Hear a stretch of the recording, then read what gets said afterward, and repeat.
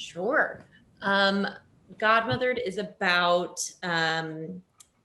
Eleanor, a fairy godmother in training, who believes that everybody still needs a fairy godmother. And so she comes to Earth looking for a little girl who wrote her a letter saying that she needs a fairy godmother. And she finds that the little girl is actually a grown up, played by the lovely and brilliant Isla Fisher.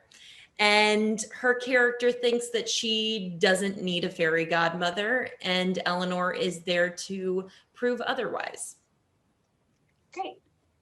So this is for all three of you. We'll just start with Jillian Bell again. Can you briefly describe the character that you play in the movie? I play Eleanor. She's a fairy godmother in training. She is optimistic, probably to a fault. She is determined and naive. She has such good intentions, and all she wants to do is prove that fairy godmothers are necessary. Isla, you want to describe your character?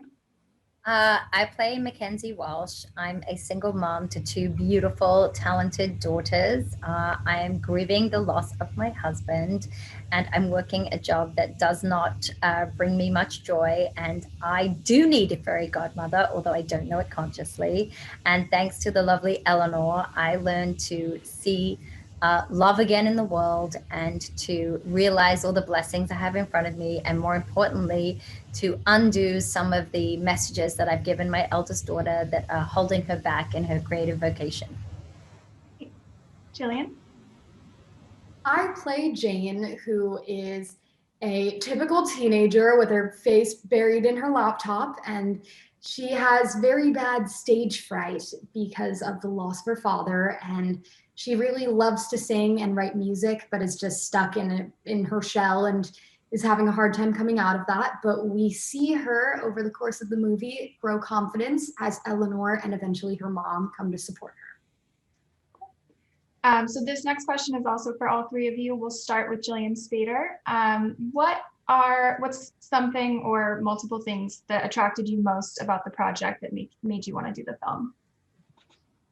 The thing that most attracted me about this project was not only the female empowerment, which obviously I love, but I was so excited to get to sing and act in the same project. That's something I haven't really gotten to do before, and that was very exciting for me.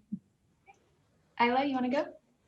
I was very drawn to this project as a mother because I felt the message in the story was so much more inclusive and modern than a lot of the fairy tales that that one tells as a parent or reads the stories to young people about, like our daughters needing to want to be princesses and live in a castle and be rescued by a knight in shining armor, or wear a dress or look a certain way and think a certain thing. And I just love the fact that this is a story that says your idea of happy ever after is whatever you want it to be, and that being one doesn't need to wear a princess and dress to feel like we can have a happy ever after. Jillian Bell, you want to tell us what attracted you to it most?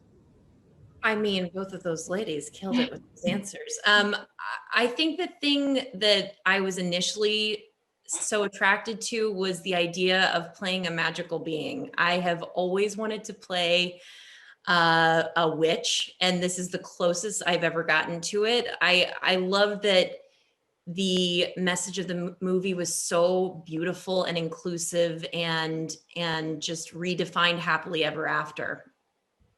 Great. So again, we'll go to all three of you. We'll start with Isla this time. What would happily ever after be for you?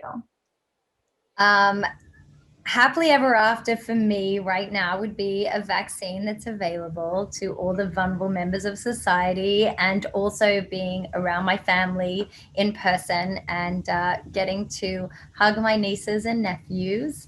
Yeah. Great. Jillian Bell?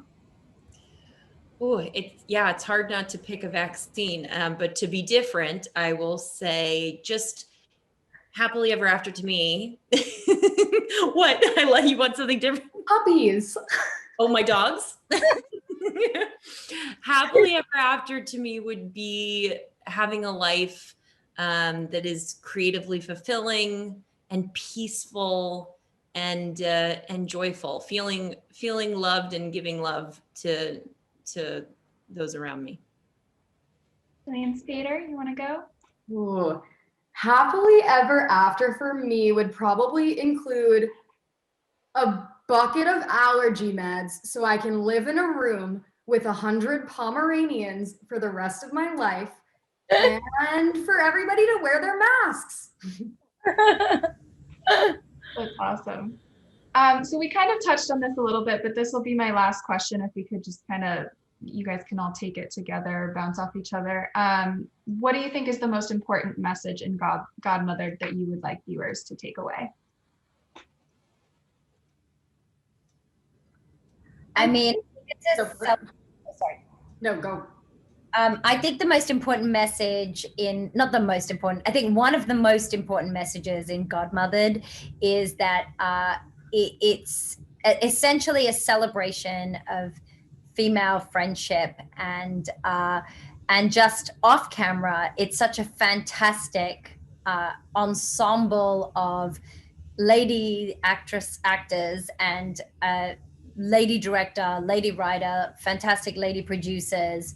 And I like to think that, it's a girl power moment and the time is right for it.